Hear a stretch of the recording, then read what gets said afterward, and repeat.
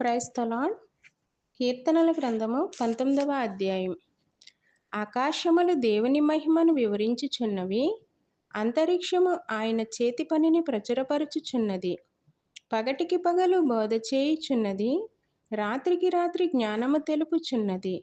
వాటికి భాష లేదు, మాటలు లేవు, వాటి స్వరము వినబడదు. వాటి కొలనూలు భూమి యందంతటా వ్యాపించి ఉన్నది. లోక దిగంతముల వరకు వాటి ప్రకటనలు బయలువెళ్ళుచున్నవి. వాటిలో ఆయన సూర్యునికి గుడారము వేసెను.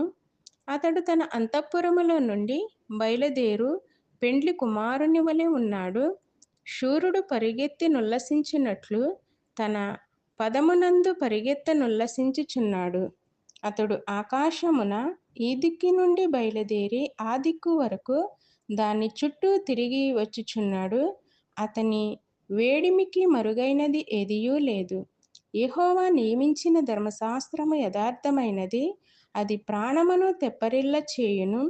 యెహోవా శాసనము నమ్మదగినది, అది బుద్ధిహీనులకు జ్ఞానము పుట్టించును. యెహోవా ఉపదేశములు నిర్దోషమైనవి, అవి హృదయమును సంతోషపరచును. యెహోవా ఏర్పరిచిన ధర్మము నిర్మలమైనది, అది కనులకు వెలుగునిచ్చును. యెహోవా ఎందైన భయము పవిత్రమైనది, అది నిత్యము నిలుచును.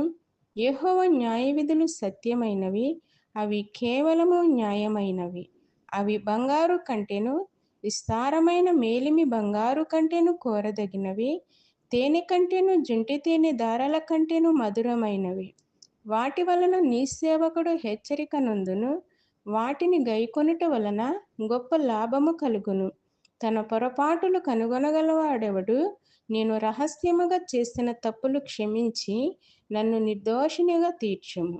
దురాభిమాన పాపములలో పడకుండా నీ సేవకుని ఆపుము. వాటిని నన్ను ఏలనీయకుము.